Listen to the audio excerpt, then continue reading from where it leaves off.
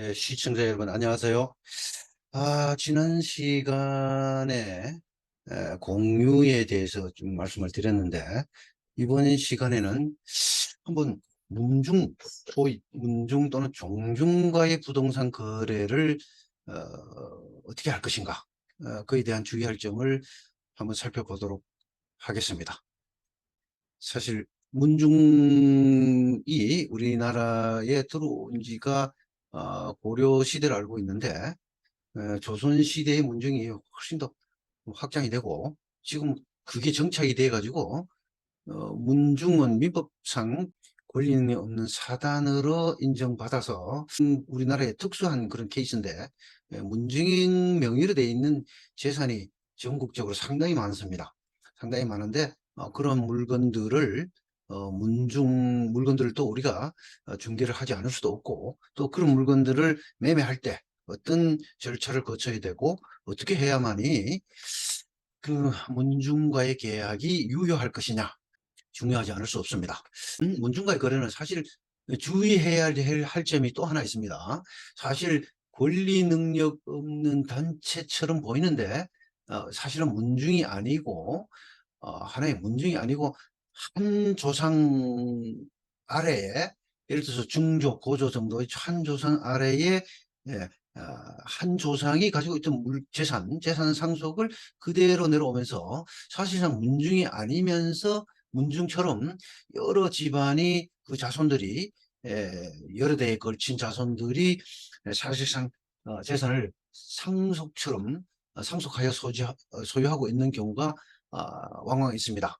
그것은 사실상 문중이 소유로 보기는 좀 어렵고, 사실 그것과 문중은 좀 구별을 하셔야 됩니다. 우리는 종중, 소위 문중과의 부동산 거래에서 주의할 점을 살펴보도록 하겠습니다. 자, 어떤 중개사님의 질문부터 한번 보시도록 하겠습니다. 부동산을 시작한 지 3년 만에 처음으로 문중 소유 부동산을 중개하게 되었습니다. 문중 소유의 부동산을 개인이 매입하는 건데요. 개인 간의 거래보다 문중을 상대로 하는 계약에는 체크 사항과 주의할 점이 더 많다고 하던데요. 문중과의 거래 경험이 있으신 선배 중개사님들께 계약상 주의할 사항에 대해 배우고자 합니다. 문중과의 부동산 거래에서 문중에 요구하거나 확인할 서류 체크 사항에 대해 자세히 안내해 주셨으면 감사하겠습니다. 이게 질문의 요지입니다.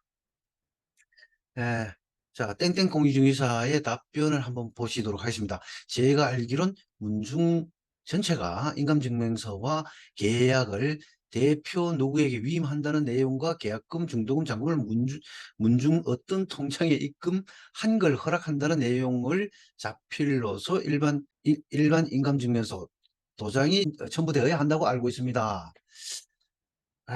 이분은 문중과의 그 요건으로서 민법상 실체법상 갖추어야 할 요건과 그 첨부하는 서류들을 조금 혼동하시지 않았나라는 생각이 듭니다.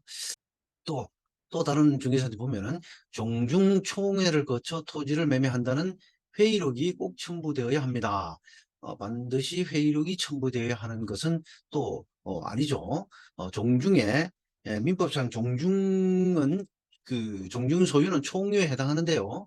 총유에 해당하는데 그 총유 규약이 종중 규약이 있으면 종중 규약에 따라서 매매를 할 수가 있습니다.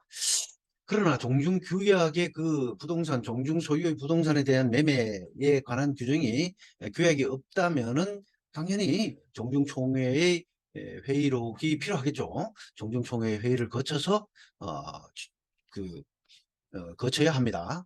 거쳐야 하는데, 민법상 종중은 총유에 해당하는데 보통은 매도자가 의뢰를 합니다. 그러나 이 문중과의 계약에 있어서 문중 소유 부동산을 처분에 있어서는 문중 대표자, 보통 뭐 종손이 되는 경우도 많은데, 문중 대표자와의 계약을 반드시 해야 된다라는 그것은 아니에요.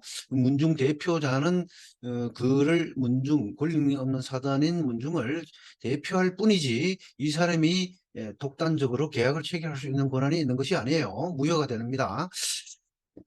원칙적으로 종중규약이 있으면은 종중규약이 정하는 바에 따라서 매매를 해야 하고 종중규약이 없거나 규약에 그러한 규정이 없는 경우에는 종중은 총회의 결의에 의하여 합니다. 이러한 절차에 따르지 않은 종중 대표와의 계약은 무효가 된다는 사실을 꼭 명심하시기 바랍니다.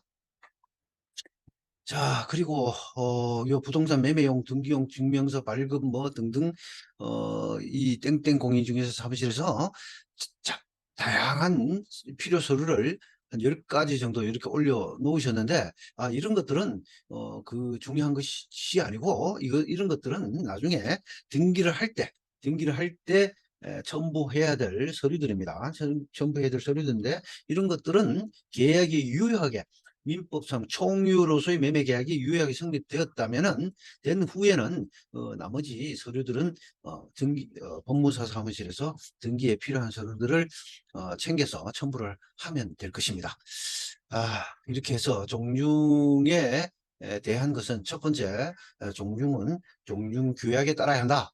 종중규약에 따라서 해야 하고, 종중규약이 없는 경우에는 종중총회의 결의를 거쳐야 한다 라는 사실을 반드시 잊지 마시기 바랍니다. 자, 종중과의 거래는 물론 종중총원의 종중의 그 종중총회, 이거 상당히 복잡하죠. 총회 소집 절차도 복잡하고, 총회 소집을 했을 때 나중에 그 총회 소집이 법정 성사율을 법률적으로 성사되지 않았을 때 성사가 됐느니 안 됐느니 그런 시비도 많고, 상당히 또 가끔씩은 종중총회 기록을 종중원 중에 한두 사람이, 종중대표 또는 종중원 한두 사람이 그것을 위조 또는 조작을 해서 제출하는 경우도 왕왕 있기 때문에 상당히 주의를 하셔야 합니다. 종중 소집 절차가 위법했다면 역시 종중총회의 결의 자체도 무효가 될 수도 있습니다. 그래서 이런 것들을 예의주시해서 중개 거래를 하셔야 합니다. 그 두 가지 점이 가장 중요하고요. 나머지 종중 대표자 인감도장, 신분증 이런 것들은 나중에 등기할 때 첨부를 하면 됩니다. 그 다음에 특별히 주의할 것은 종중의 정관, 규약 이런 것들도 당연히 첨부를 해야 되겠죠. 종중 명의로 된 등기필 정보 또는 등기필증, 그죠? 대표자의 중등록 등본 이런 것들은 종중 대표자 확인서, 대표 인감증명서 이런 것들은 당연히 나중에 종중총회에서 종중재산의 처분에 대한 결의만 합법적으로 이루어졌다면은 큰 문제가 없이 서류를 준비할 수가 있을 것입니다. 자, 오늘은 지난 시간에 공유에 이어서 종중, 운중재산의 처분, 즉 소유의 일종인 총유재산의 처분 관계에 대해서 말씀을 드렸습니다. 자, 오늘 여기까지 하고요. 또 다음에 만나 뵙기로 하겠습니다. 자, 구독, 좋아요 부탁드리고요. 자주 찾아오시기 바랍니다. 감사합니다.